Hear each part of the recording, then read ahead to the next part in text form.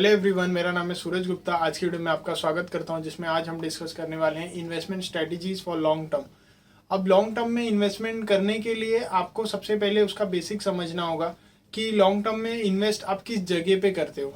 अब आपको पता है कि अगर मेरा पैसा है, अब मैं अज्यूम करता हूँ कि मेरे पास 10 लाख रुपया है, नहीं है बट अज्यूम करता हूँ 10 लाख रुपया है।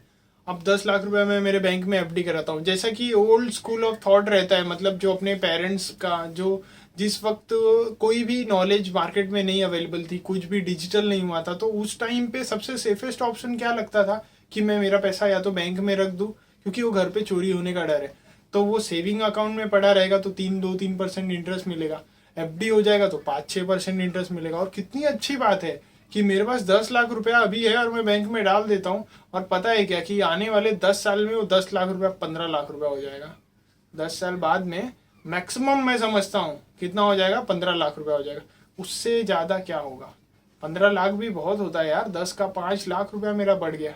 लेकिन आप अगर उसको एक दूसरे पर्सपेक्टिव में सोचते हो कि अगर वही पैसा आप इन्वेस्ट करते हो कोई कंपनी के शेयर्स में, किसी भी कंपनी के, मतलब आज से 10 साल पहले अगर आपने किसी भी कंपनी के शेयर्स में, कोई भी लार्ज कैप फंड में, मतलब जो अभी भी लार्ज कैप फंड है, लार्ज कैप फंड मतलब कैसा होता है, कोई भी जानी नामचीन कंपनी, जैसे कोई रिलायंस की, टाटा की, आपकी कोई पीडी लाइट, एचसीएल, एलएनटी, टीसीएस, ऐसी कोई भी कंपनी, जो बड़ी बड़ी मैं कंपनीज के आपकी नाम ले रहा हूँ, आप इनके किसी भी शेयर्स में इन्वेस्ट करते हो तो वो पैसा आप ऐसा सोच भी नहीं सकते हो कि, मतलब वो अभी देखो कैसा होता है कि लार्ज का फंड, मतलब कोई कंपनी बड़ी है, अब वो ग्रो कर रही है, तो अब वो किस स्पीड से ग्रो कर रही है ये उसने अपने पास तो आपको रिजल्ट बताए हैं। लेकिन अगर आप फ्यूचर में भी उस पर भरोसा करते हो कि ये फ्यूचर में बंद नहीं होने वाली, अभी मैं आपको जैसे एग्जाम्पल में बताऊँ, रिलायंस इंडस्ट्री, आपको पता है कि ये अंबानी साहब की कंपनी जो इतने सालों से चल रही है,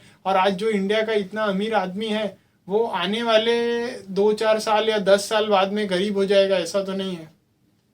थॉट क्या है बोलने का कि आपको पता है कि कंपनी झटके में तो नहीं डूब जाएगी, जो ऑलरेडी इतनी बड़ी बनी हुई है, जो अपने शेयर प्राइस को ही ज़्यादा ऊपर नीचे ना होने दे, एक ऐसी कंपनी, उस कंपनी में कैसा रिस्क। हाँ, रिस्क तब है कि जब आप किसी कंपनी जो एकदम स्मॉल रहे, जिसके, मतलब कुछ कंपनीज ऐसे रहते हैं जिनके शेयर्स इतने सस्ते मिलते हैं और उसके अंदर हम लोग ज़्यादा प्रॉफिट के लालच में इन्वेस्ट कर देते हैं, और फिर वो एक गलत इफेक्ट बन के, मतलब लोगों के साथ में, मतलब शेयर होते हैं कि शेयर मार्केट जुआ है, उसमें इन्वेस्ट नहीं करे, ऐसा नहीं वैसा नहीं। लेकिन थॉट है कि 10 लाख रुपया अगर मैं शेयर मार्केट के किसी अच्छी कंपनी में इन्वेस्ट करता हूँ तो वो मेरा 30 लाख 40 लाख रुपया आराम से हो जाएगा, और 50 लाख भी हो सकता है। और 50 लाख 40 लाख नहीं हुआ तो 30 लाख तो होगा मिनिमम। इतना पैसा तो आपके पास में आराम से आ जाएगा।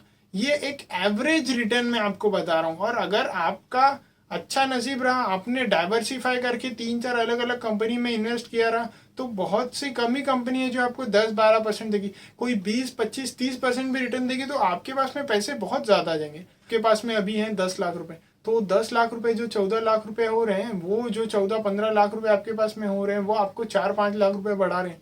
लेकिन आप ये सोच रहे हो कि वो इन्फ्लेशन से, मतलब महंगाई से कितना ज़्यादा इफेक्ट हो रहे हैं।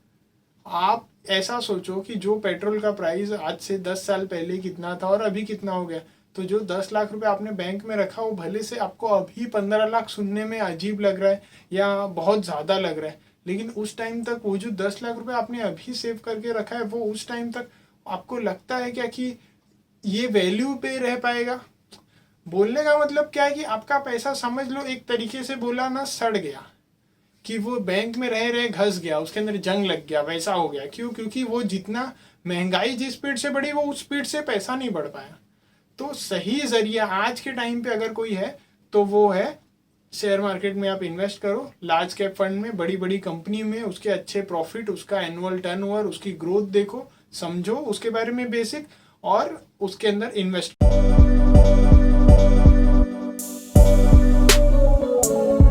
हम यहाँ अभिवत फॉरएवर प्रोग्राम के थ्रू आपको investment strategy for long term के बारे में आपको बताते हैं। अगर आप इंटरेस्टेड हो तो www.avivaforever.com पे जाकर इसके बारे में कम्प्लीटली समझ सकते हो। इसमें बेसिक सिर्फ इतना है कि अगर किसी को खुद सीखना नहीं है, सिर्फ कोई चाहता है कि हमारे पास में पैसा है और हमको इन्वेस्ट करना है, और इन्वेस्ट करके हमको भी मतलब एक अच्छे खासे एक्सपेक्टेड रिटर्न समझने हैं।